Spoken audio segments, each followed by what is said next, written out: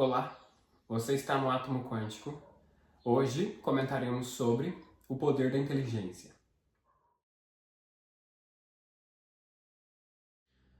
Aqui nós traremos algumas questões que são importantes em relação à inteligência, que é vista como uma virtude, e da maneira que ela pode auxiliar a nós a ter uma evolução mais branda perante as dificuldades que acontecem.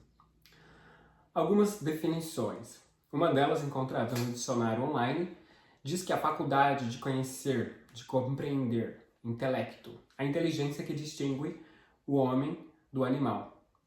Nesse ponto, nós vemos que é a capacidade que a consciência tem de ter a tal consciência, de entender melhor o que circunda, o que acontece, indo para essa questão do autoconhecimento. E essa questão distinguindo, então, nós do reino animal, por exemplo. Os animais são dotados de emoções, se orientam através dessas emoções. E eles não têm essa capacidade de conhecimento. Eles não entendem o porquê eles fazem. Eles só fazem. Seja pelo medo, pelo desejo, pelo amor, pela raiva. Então, percebem? Falta esse intelecto. Isso poderia ser esperado de nós. Claro que não vamos dizer para vocês que todo ser humano tem inteligência, que nós sabemos que a realidade é um pouco diferente disso. Mas a definição basicamente é essa. Vem também do intellegere, da origem latina, do latim, que se refere à intelectualidade, capacidade de decidir dentre o que sabe, aquilo que se é, o que pode se tornar. Então nós sempre também falamos para vocês a importância de estudar, porque através dos estudos nós podemos ver aquilo que eu aprendi faz parte daquilo que eu acredito ou se contrapõe. E se é meio divergente, por quê? Através desse processo de investigação nós vamos vendo o que nos incomoda, o que nós desgostamos, o que nós queremos manter distância. E através dessas identificações, racionalizações, vamos conseguindo então conduzir esse autoconhecimento. Veja que se autoconhecer é um processo extremamente longo, né? Então não tem como conhecermos a nós mesmos em pouco tempo. Até porque muito daquilo que nós vamos vendo no outro através da projeção, por exemplo, nós podemos resistir e pensar que não, eu não sou assim, não, é o outro que tem esse problema. Não, mas você está falando da outra pessoa, não tem nada a ver comigo. Então nós temos um certo drama para aceitar a nossa natureza, né? Momentânea, no caso. As possibilidades. As vibrações oriundas das dimensões requerem vontade para serem canalizadas. Também comentamos isso com vocês, que as dimensões, elas necessitam serem canalizadas de alguma forma para que elas se manifestem na dimensão aonde o canalizador está. Então, no nosso caso, estamos na terceira dimensão, na matéria, classificado como uma dimensão densa, aos olhos de quem está bem acima de nós. Mas para que uma dimensão consiga ser trazida para cá, alguém que está aqui precisa abrir esse portal através da conduta. Então veja que quando nós assistimos séries ou filmes que abrem portais e tem aquelas luzes e raios, nós logo caímos naquela questão fantasiosa. Particularmente acredito que tudo é possível, entretanto a limitação da própria mente é o que determina até onde aquilo pode chegar, entender essa questão. Mas voltando ao foco do vídeo, o indivíduo precisa estar ali para fazer acontecer. E esse fazer acontecer, haja para que eu te veja, se orienta pelo que ele faz, pelo que ele acredita, pelo que ele pensa, em outras palavras, como ele vibra. Então a vibração determina a dimensão que vai ser trazida para cá. As polaridades, as vibrações, na verdade as vibrações, né? Elas estão acima do polar. Para nós, seriam como forças cegas. Então veja, as dimensões, elas não têm essa distinção que nós temos de bem ou mal, de certo ou errado, de masculino ou feminino, de claro ou de escuro. Elas são o que são. Quem as canaliza é o que decide o objetivo que elas vão ter. Então veja que é tudo muito estruturado. É claro, não podemos dizer para vocês que é possível canalizar uma força iluminada para um fim trevoso. Veja que é todo um complexo, mas falando dessa questão, é possível que a prosperidade seja canalizada para fins egoístas. através das virtudes. Vamos falar disso daqui uns slides ainda. Mas para dar uma pincelada, indivíduos maldosos com fins egoístas são capazes de utilizar virtudes para isso. E quando essas virtudes são aplicadas nesses fins, o desastre é gigantesco. As virtudes, se vinculadas à maldade, causam grandes catástrofes, assim como se vinculadas à bondade propiciam a paz. O que acabamos de dizer. Então as virtudes, elas estão abertas. É claro que existe um limite, sabemos. Para que o indivíduo conquiste de fato o que é poder, ele precisa abrir mão de si próprio. Porque veja, nós como indivíduos pequenos, na ilusão que temos de nós mesmos, somos um resíduo ínfimo diante do todo. Então, para que nós consigamos abraçar esse eterno, esse infinito, nós temos que abrir mão de nós mesmos. Só que, claro, quando falamos isso, cai em contradições de todos os gêneros, porque alguns indivíduos acreditam que nós nos mesclamos ao todo e desaparecemos. É aquela questão da gota de chuva no oceano. A gota de chuva, quando ela entra no oceano, ela se torna parte dele. Ela continua sendo em individualidade o que sempre foi, mas agora ela faz parte de algo maior do que ela. Nunca deixa de ser, só se transforma. Continuando. Virtude e vício. No dia a dia, podemos observar que virtudes podem ser aplicadas a fins egoístas. Isso corrompe tanto o indivíduo quanto a sociedade. Bom, nós estávamos dando o exemplo do dinheiro, né?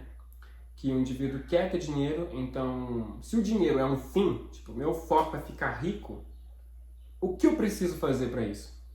Pouco importa. Quem eu vou enganar, quem eu vou passar por cima, para quem eu vou mentir, quantas pessoas passaram fome para que eu fique rico? Se eu pensar nisso, eu vou estar sendo altruísta. E se eu for altruísta e dividir os meus ganhos com os meus irmãos, eu não vou conseguir enriquecer. Então, veja que, como falamos também, a matéria, ela tem limites. Então, se os recursos do planeta fossem distribuídos de forma igualitária, todos estariam com situações boas para a vida. Só que para que alguns enriqueçam, outros têm que ficar pobres. Então, aí que entra, né? É complicado. Hoje em dia nós vemos que tem essas fórmulas de fique rico, ganhe muito dinheiro, trabalhe pouco. Em nome de quê? Isso daí, para ficar fazendo o quê? Para ficar em casa com tempo livre para quê? Então nós estamos trabalhando em função do quê? Né? Dinheiro como fim pode se tornar... Perdão. O dinheiro como fim pode tornar o ser humano insensível. E de fato ele precisa ser insensível para conseguir ter estômago para ver a pobreza e fazer nada. De saber que o outro está com problemas porque ele está tirando do outro o direito de alguma coisa. Então, claro, não estamos dizendo para vocês que conquista é algo negativo, de que ter alguma coisa é algo negativo. Isso depende do fim. Para quê? Se isso daqui é um fim, então eu sou materialista. O que eu vou fazer para conseguir essa televisão? Não interessa, o que importa é que eu quero ela. Se eu vou ficar com o nome sujo, se eu vou dever no cartão de alguém, se eu vou emprestar dinheiro para alguém e não vou devolver nunca mais, se eu vou devolver para banco, não importa. Do contrário, se nós fazemos algo que você sente que o universo te ajuda porque acontece que você não vê.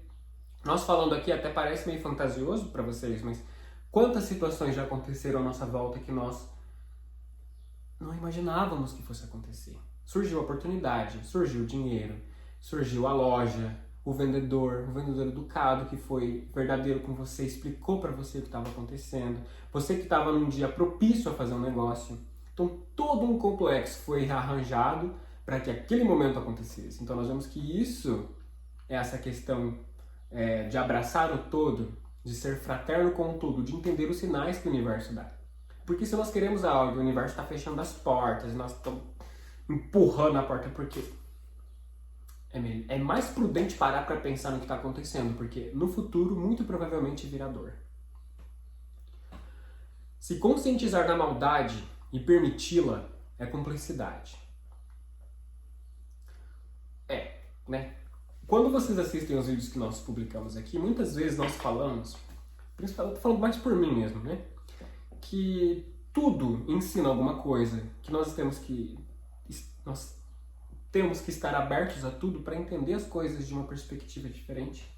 Mas agora trazendo essa realidade para esse argumento e casando todos eles, nós vamos entendendo que existem formas de fazer as coisas. Então, quando algo está acontecendo e foge do nosso agrado, é uma questão de reflexão. Essa situação, ela faz mal só para mim? Ela faz mal para um todo? Ela prejudica um todo? Prejudica só a minha imagem, só o meu interesse? Então veja que tem que dar a César o que é de César. Claro que nós entendemos que quando nós começamos a casar os conhecimentos, muitas coisas parecem que entram em contradição. Só que é aí que nós temos que, de fato, começar a entender como que as coisas se conectam. Que o universo é cheio dessas questões. São peças que parecem muito diferentes, mas que elas se encaixam. Então nós vamos por essa questão quando nós concluirmos de fato, ok, aquela atitude, ela prejudica o todo. Então qual é a melhor maneira de transformar aquela situação? Oferecendo consciência a quem está envolvido naquilo. Frases como, perguntas na verdade, né? Já parou para pensar nisso? Por que você faz isso? O que você sente em relação a isso? Então nós vemos que o trabalho de mente não é só uma questão psicanalítica, psiquiátrica ou psicológica, enfim, é uma questão do dia a dia, essa questão de perguntar, vigiar, por quê? Por quê? Sempre por quê? Entendendo o porquê, para chegar ao cerne do problema. Se nós vivemos nessa questão de que ninguém quer saber, diz que me diz, que ninguém chega a lugar nenhum. E essa dor, todo mundo sofrendo, ninguém sabe por quê. Ninguém sabe por quê ou ninguém quer saber por quê. Canalização consciente. A canalização ocorre independentemente da vontade ser inconsciente ou de haver crédito em relação ao fato. Em outras palavras, nós canalizamos, quer nós queiramos ou não, quer nós acreditemos ou não. Isso acontece porque, como nós estávamos falando, eu acredito em algo, eu penso algo em relação a alguma coisa, eu sinto algo em relação a isso, eu vivi algo que corrobora com o argumento que eu acredito. Isso tudo vai configurando, vai criando uma assinatura energética que vai puxando situações semelhantes. Então isso é a canalização de um poder, de uma vibração que monta um evento na vida do indivíduo. Então, se nós falarmos isso para alguém, pode ser que ela não acredite no que a gente está falando. Mas se nós começarmos a adaptar esse conhecimento ao dia a dia dela, ela vai entendendo que de fato aquilo acontece.